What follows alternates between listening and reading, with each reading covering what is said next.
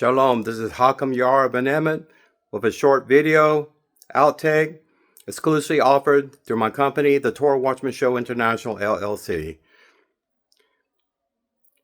Baruch atah Adonai Eloheinu melech haolam. It's so wonderful that 20 living hostages finally, after 2 years, I don't care who's responsible for releasing them, just the fact that they've been released at all and are still living and still walking on 2 legs. However, the story is not over.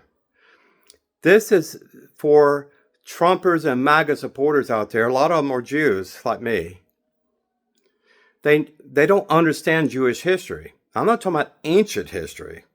Of course, Donald Trump is in Egypt right now at the Middle East Summit talking about he's the first time in 3,000 years there's peace in the Middle East.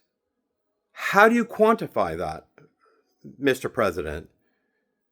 We're talking about Hamas, a terrorist organization based out of Qatar, where their headquarters are, and all their commandos, the Green Beret equivalents, have been in Gaza Strip, primarily in Gaza City. Folks, Hamas is a splinter group from the Muslim Brotherhood, an Egyptian-spawned terrorist organization. Even Egypt has enough common sense to say it is a terrorist organization and it's politically outlawed to operate anywhere in Egypt. How do you negotiate with a group of people that call them Palestinians when they have an identity crisis at the very beginning? What am I talking about? I'm talking about the word Palestinian means invader, folks. It comes from the word of Syria of Philistia that goes back to 135 CE, when Emperor Hadrian, the Roman Empire at that time, when they destroyed Jerusalem in Judea, they renamed Judea to take the heart and soul out of the fighting Zionists of that time, Syria of Philistia. And hundreds of years later from that point, Syria of Philistia and Latin and mistranslation and map making, and Roman Empire controlled all the map making of the world at that time. In Europe, all roads lead to Rome, right? That word became Palestine. Folks, the word Palestine is not even Arabic in origin. It's Latin, okay? Yasser Arafat, in 1964, Egyptian-born Yasser Arafat, shortly after he was deported from Jordan for him and his people, which he aka called them Palestinians, his people, were trying to create a caliphate in Jordan and overthrow the monarchy. And the king of Jordan at that time kicked out Yasser Arafat and made it illegal for the Palestinian Liberation Organization, founded by Yasser Arafat primarily, to operate anywhere in Jordan. Even though statistically, by population size, about 80% of all people living in Jordan are Palestinian. Back to the word Palestinian or Palestine.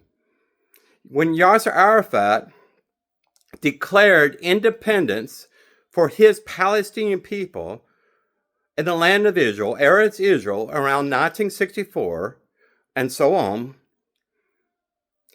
he was talking about his people, his followers, the criminal gangs, the terrorists that were deported from Jordan. He took the flag of Jordan, took the star off, and reconstituted that flag without even changing the colors on it, and declared this as their Palestinian flag. When he was asked about what he was doing and who were the Palestinians, and he was talking about this, he could not pronounce the word Palestinian because the word P does not exist in the Arabic alphabet. It does not. If you were transliterated the word Palestine, it would be literally Palestine, and it would use the letter B.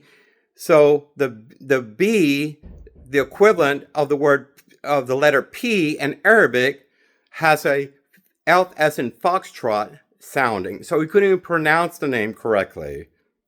Back to Donald Trump. Kudos to him for pulling this all together. for phase one and the 20-point plan, supposedly. So he's negotiating with a people that don't actually exist by identity or ancestry. They don't. They're nothing more than Syrian Arabs, and especially Gaza Strip, a lot of Egyptian citizens that the the president who thinks he's a king in Egypt does not even allow or doesn't even recognize. The Palestinian organization primarily and Gaza Strip as we know it, but they spread all throughout Europe and every country in Europe, like in France and UK and Spain and Germany. These folks were Syrian Palestinian refugees that left Syria during the civil war there in the Arab Spring, during the time of President Assad. Back to the Middle East peace agreement that we talking about, and you hear it's all over the news right now. And it is historic, but it doesn't go back to 3,000 years because Trump keeps on saying this, and he seems like to be totally ignorant. And I love the president. He's a great president of the United States, but not so well for Israel. But when he says this is the greatest historical peace agreement that's ever been signed or conceived, in his mind, and his hubris and ego, 3,000 years, there were no Arabs. Islam did not exist until the 6th century. Only Egypt was around 3,000 years ago, and they worship pagan gods. So what is he talking about? Well, for a lot of ignorant people out there, they may believe this. Folks, this is called amplification of language. Okay? Just like if you go out hunting and kill a deer, and you know that's only a 2-spike, but you go out and tell everyone it's a 4-spike, you're exaggerating that. And unless they vetted what you actually did and your storyline, they might believe it, and it might make you look good like a great hunter if they didn't check out the facts. Folks, my name literally, Ya'ar ben-Emmett, means speaking the truth. And I will only give you the truth, even though my truth is known as the inconvenient truth to most people out there. No rabbis, no hakam would tell you the brutal truth about what's going on in Israel. A small update here. There are a lot of dead hostages throughout Gaza Strip. I heard there's some in the West Bank and Samaria. How did our hostages wind up dead in the West Bank? How do you figure that? And as far as phase 2 of this ceasefire agreement, Hamas has said openly, they're done. Phase 1, you want the hostages, we're giving you hostages. But they are not disarming. They will never surrender. They will never admit that they failed and were defeated. They never will. They recruited from the innocent Palestinians there 7,000 men to comprise their new security operation force. And they're already doing honor killings and tribal killings, blood feuds, and their assassinations are already happening in Gaza Strip today in those areas that the IDF abandoned. Why? Did Bibi order his troops to leave their strategic zones around Gaza City? Well, he did, but not until Donald Trump, the U.S. president, told Bibi, you will disarm, you will stop fighting, you will leave to your outer boundary. And this is what's happening. I heard from Hamas there are 10 hostages that dead hostage they lost track of. Sorry. I'm sorry, grieving widows out there. You're going to be sitting Shiva for quite some time. And my heart goes out for these people. It's no joking matter at all. I'm serious. I'm serious about this. When you have any kind of news flash, any kind of news at all, be truthful. Or just be a lying politician.